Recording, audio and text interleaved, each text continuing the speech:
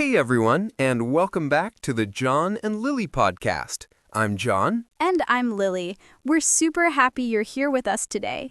If you're learning English and sometimes feel like you keep using the same words or phrases over and over again, then you're not alone.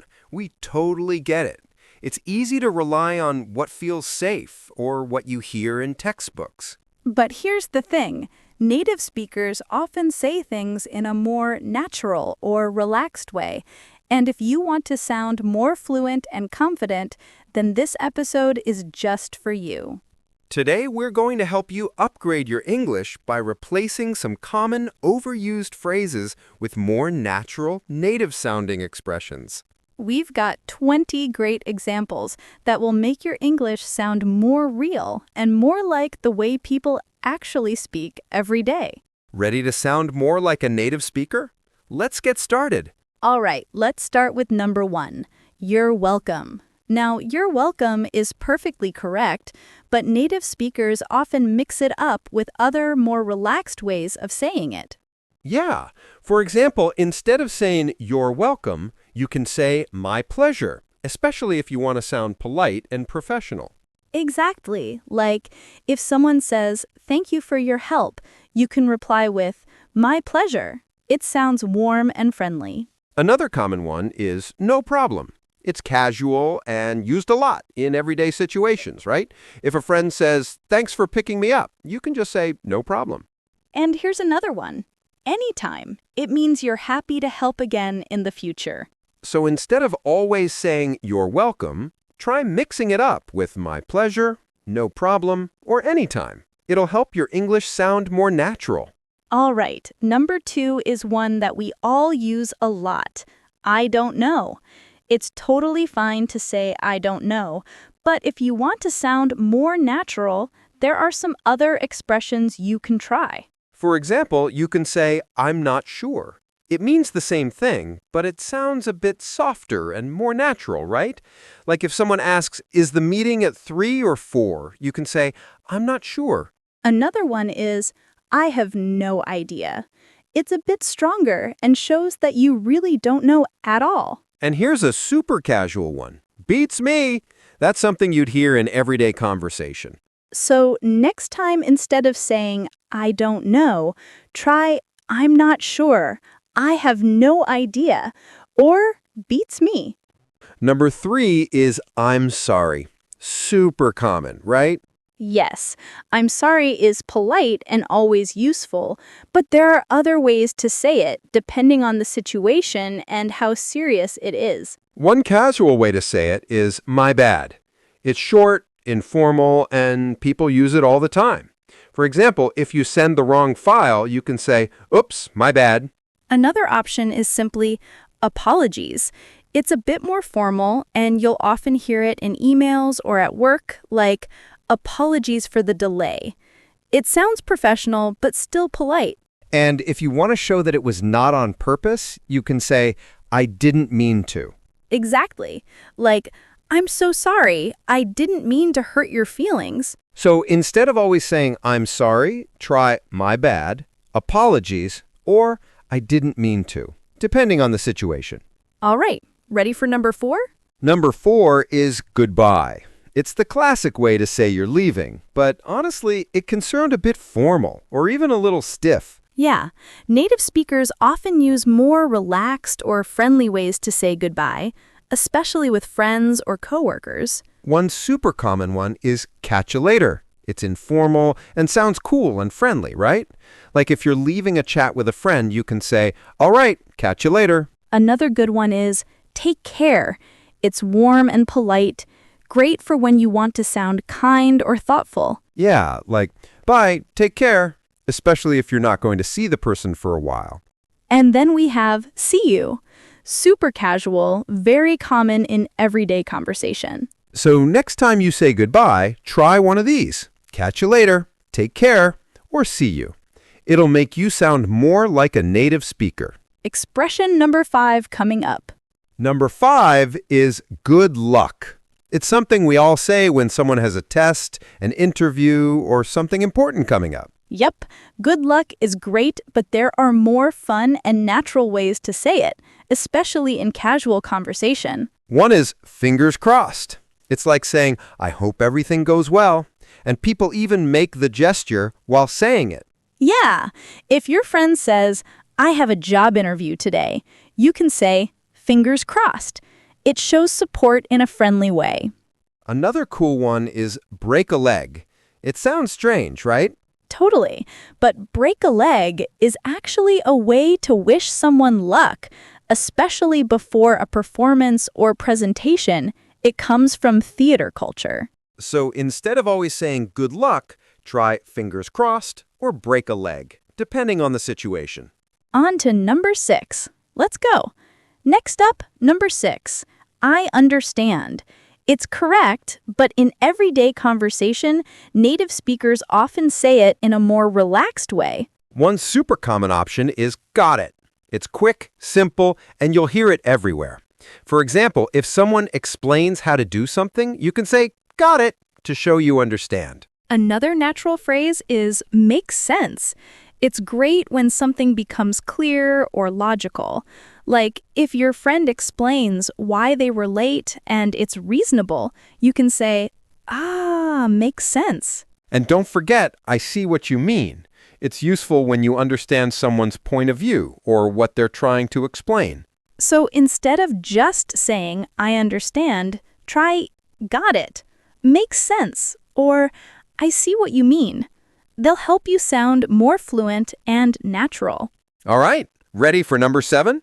Number 7 is, I'm tired. We all say it, especially after a long day, but native speakers often have more colorful ways to express it. One of the most common ones is I'm beat. It means you're really tired, and it's super casual.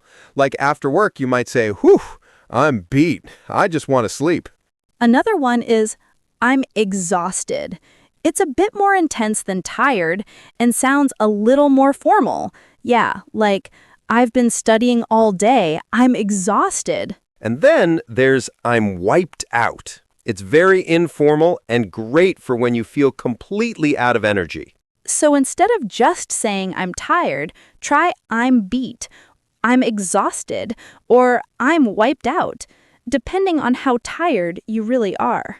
Okay, expression number 8 is coming right up. Number 8 is I'm very hungry. That's something we all say, but native speakers often go for something more expressive.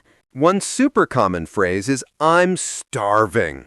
Of course, it doesn't mean you're actually starving. It just means you're really hungry. Like if you skipped lunch, you might say, I'm starving. Let's get something to eat. Another fun one is I could eat a horse. It's a funny exaggeration, but people use it a lot when they're super hungry. It might sound strange at first, but it's totally normal in English. Like, I haven't eaten all day. I could eat a horse. So instead of just saying I'm very hungry, try I'm starving or I could eat a horse. You'll sound more expressive and native-like. All right, on to expression number 9. Let's go. Next up, number 9. I'm very happy. A great feeling, right? Absolutely. But instead of always saying very happy, there are some more vivid and native ways to say it. One of them is I'm thrilled. It means you're really excited and happy about something. For example, I got the job. I'm thrilled. Short, natural, and full of emotion. Another fun one is I'm over the moon. It's a bit more poetic and often used when something amazing just happened. Like, she said yes, I'm over the moon. It sounds joyful and expressive. So instead of just saying I'm very happy, try I'm thrilled or I'm over the moon. It'll make your English come alive. Expression number 10 coming up. Let's keep the good vibes going. Next, we have I'm angry, a phrase we use when we're feeling upset or frustrated. But instead of always saying I'm angry, there are more natural ways to express it. One option is I'm pissed off. It's very common in informal conversations and means you're really mad. Yeah, like if someone really annoys you, you might say, "That's it, I'm pissed off." It's a bit strong, but it's used a lot. Another way is I'm fuming. This means you're so angry that you can almost imagine steam coming out of your ears. Exactly. Like if something really frustrates you, you could say, "I'm fuming right now." So instead of always saying I'm angry, try I'm pissed off or I'm fuming. It'll make your English sound more expressive. Next, we have "that's easy," a phrase we use when something doesn't seem difficult at all. Right, definitely. But instead of always saying that's easy, there are a couple of ways you can make it sound more natural and native. One of the most common expressions is "piece of cake." It's a fun way to say something is super easy, just like eating a simple piece of cake, no effort at all. Yeah, exactly. If someone asks you if a task is hard and it's actually really simple for you, you can reply with, oh, that was a piece of cake. It sounds casual and confident. Another great one is "no biggie." This is short for "no big deal." And it's a very informal way of saying something wasn't difficult or wasn't a problem at all. Exactly. If someone thanks you for helping them with something super small, you can just reply with, no biggie. It shows that it was no trouble at all. And if you really want to sound relaxed, you can say things like, "it's a piece of cake," or "no biggie." Instead of always saying "that's easy," you'll sound way more natural, like a native speaker. It's a great way to add a little more personality to your English. Right, definitely. So next time you're faced with something that's simple for you, don't just say that's easy. Spice it up with piece of cake or no biggie. Now, let's talk about "I agree." We all use it when we want to show that we're on the same page with someone. That's right. But instead of always saying I agree, there are other more natural ways to express your agreement in English. One super common one is "totally." It's a quick and easy way to show that you really agree with someone. Exactly. If someone says, this movie is amazing, you can respond with totally. It's like saying, I couldn't agree more. Another one that's used a lot is "you got it." It's very casual, and it shows that you completely agree or understand something, right? If a friend says, "let's meet at 6," you could reply with "you got it." It's like saying, "sounds good to me." And don't forget, I'm with you. This one is a little more conversational, and it's great when you want to show that you're on the same side as someone. For example, if someone is talking about an idea you both share, you can say, I'm with you on that. It's a way of saying, I agree with your point. So instead of always saying "I agree," try using "totally," "you got it," or "I'm with you." These are more relaxed, natural ways to show agreement, and they'll definitely make your English sound more fluent and casual. Next, we have I don't care. We all say it when something doesn't matter to us, but it can sound a bit blunt sometimes. Exactly. If you want to sound more natural or less direct, there are some better ways to express it. One super casual option is whatever. It's often used when you're not really bothered by something and don't have a preference. Yeah, like if someone asks you, "do you want pizza or burgers?" and you really don't care, you can just say, "whatever." It shows that it was no trouble at all. Another great phrase is doesn't bother me. It's a little more polite and shows that you're fine with whatever the other person chooses. Exactly. If someone says, "do you mind if we go to the park?" you can reply with, "doesn't bother me." It's like saying, "sounds good to me." So instead of always saying, I don't care, try using whatever or doesn't bother me. They'll make you sound more natural and easygoing. It's always good to have a few different ways to express that you're not really concerned. Now we have it's not important, a phrase we use when something isn't a big issue. Right, exactly. But instead of always saying "it's not important," there are more casual and natural ways to say it. One common expression is no big deal. It's informal, and it means that something isn't something to worry about. For example, if someone apologizes for being late, you can say, no big deal, it happens. It shows that you're not bothered by it at all. Another simple one is "it's nothing." This is a great way to downplay something, especially when you want to show that it doesn't matter to you, right? If someone thanks you for helping them with something super small, you can say, "it's nothing." It's an easy way to show that it wasn't a big effort. So instead of always saying it's not important, try using no big deal or it's nothing. These expressions will make you sound much more relaxed and natural. And they really help you sound like a native speaker. Now we're talking about I like it. It's a phrase we use when something appeals to us, but there are definitely more fun and natural ways to say it. Totally. One common expression is I'm into it. This is very casual and shows that you really enjoy or are interested in something. For example, if someone suggests watching a new series, you can say, yeah, I'm into it. It sounds laid back and enthusiastic. Another one is I'm a fan of it. This is a great way to express that you like something, and it's slightly more formal than I'm into it. Exactly. You might say, I'm a fan of jazz music, or I'm a fan of that band. It shows a deeper appreciation. So instead of always saying I like it, try using I'm into it or I'm a fan of it. They'll make your English sound more natural and engaging. And they show a bit more personality, don't they? Next, we have I'm busy. We use it when we don't have free time or when we're occupied with something. Right. Exactly. But instead of just saying, I'm busy, there are more natural and expressive ways to say it. One option is I'm tied up. It's informal and often used when you're involved in something important or when you can't be disturbed. Right? Like if someone asked if you're free for a call, you might say, sorry, I'm tied up right now. Can we talk later? Another one is I've got a lot on my plate. This is a great way to say that you have a lot of tasks or responsibilities to handle. Exactly. For example, I can't take on another project right now. I've got a lot on my plate. So instead of just saying I'm busy, try using I'm tied up or I've got a lot on my plate. These expressions sound more natural and give a clearer picture of what you're dealing with. And they also make you sound more fluent and relaxed in English. Now let's talk about I'm scared, a phrase we use when we feel afraid or anxious. Yes, but there are more natural and sometimes even fun ways to express fear or being scared in English. One option is I'm freaked out.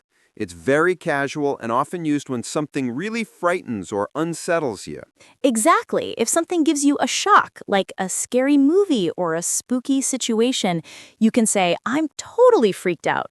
Another way to say it is I'm spooked. This is also informal, and it's often used when something gives you a spooky or eerie feeling, right? If you hear a strange noise at night, you could say, I'm a little spooked right now. It's a great way to express that kind of uneasy fear. So instead of always saying, I'm scared, try using, I'm freaked out or I'm spooked. It adds some color and energy to your expression, and they sound a lot more natural in casual conversation. Now we have let's go, a simple phrase we use when we're ready to leave or start something. Exactly. But instead of always saying, let's go, there are a couple of fun and natural alternatives to make it sound more lively. One great option is let's hit the road.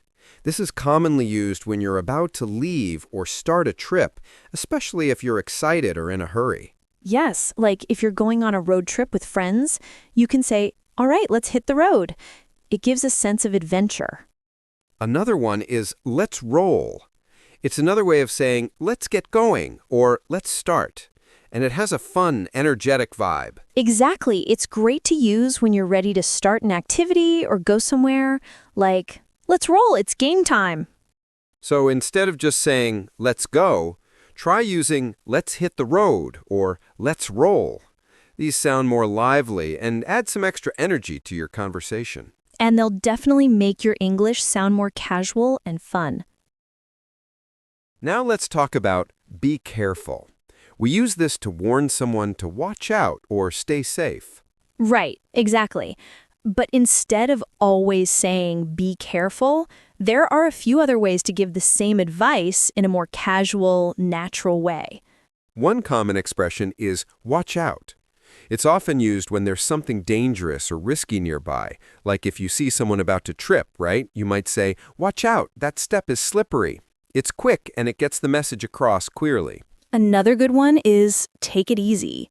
This is used when you want to remind someone to slow down or not stress out too much.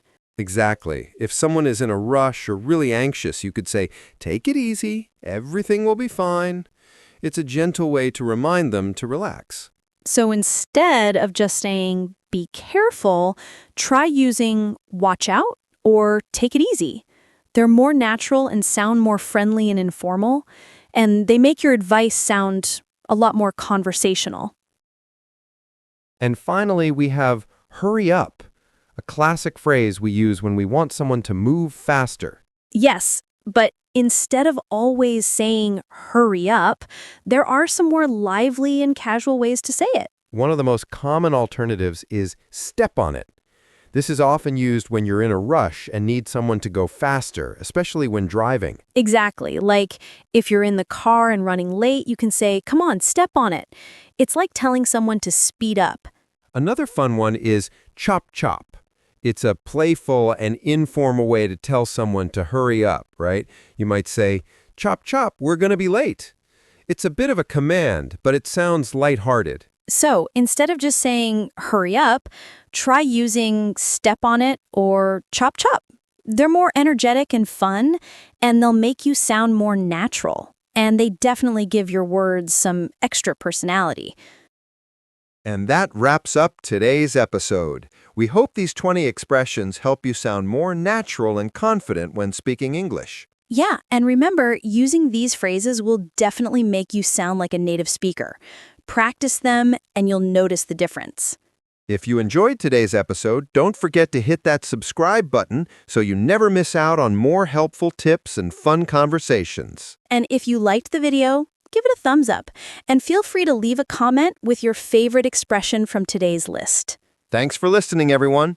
We'll catch you next time on the John and Lily podcast. Take care and keep speaking like a native.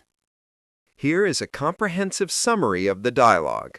In this informative episode of the John and Lily podcast, hosts John and Lily provide a practical guide for English learners seeking to move beyond textbook phrases and adopt more natural, native-like expressions. They introduce 20 common, often overused phrases and offer casual, authentic alternatives for each, explaining the context and nuance behind them. The episode begins with social niceties, suggesting replacements for "you're welcome" with warmer options like "my pleasure," "no problem," or "anytime," and for goodbye with friendlier terms like "catch you later" or "take care."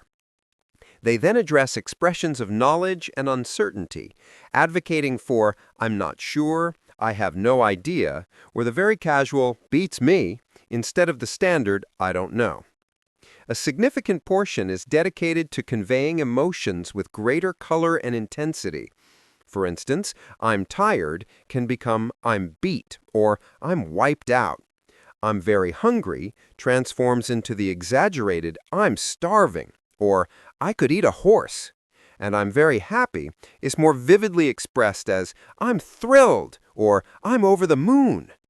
Similarly, for negative feelings, they recommend "I'm pissed off" or "I'm fuming" for anger, and "I'm freaked out" or "I'm spooked" for fear. The hosts also cover phrases for agreement and understanding, suggesting learners use "totally," "you got it," or "I'm with you," instead of the formal "I agree," and "got it" or "makes sense" in place of "I understand." To sound more easygoing, they propose using "whatever" or "doesn't bother me" for indifference, and "no big deal" or "it's nothing" to downplay a situation's importance. The lesson extends to expressing enthusiasm or current states, with "I'm into it" or "I'm a fan of it" for liking something, and "I'm tied up" or "I've got a lot on my plate" to describe being busy.